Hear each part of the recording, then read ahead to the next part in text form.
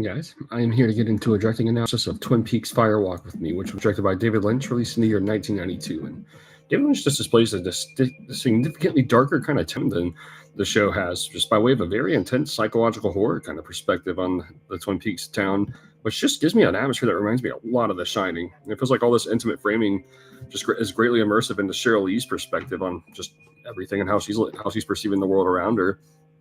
It seems like Lynch is out to emphasize on emotional realism around Lee's suffering by way of a very realistic kind of portrayal of trauma with all kinds of nightmarish imagery and just beautiful visuals, which makes for a really uneasy kind of looming dread.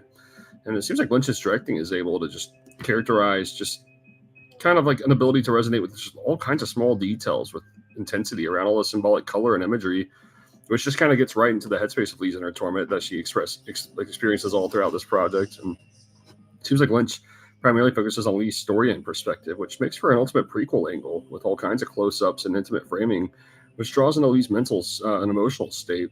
And these color schemes are just remarkable at getting across just the sense of confrontation. Is a lot of surreal elements are perfectly grounded in ways that are just very fascinated by raw emotion and depths of suffering, which makes for an extremely disturbing and personal kind of horror project.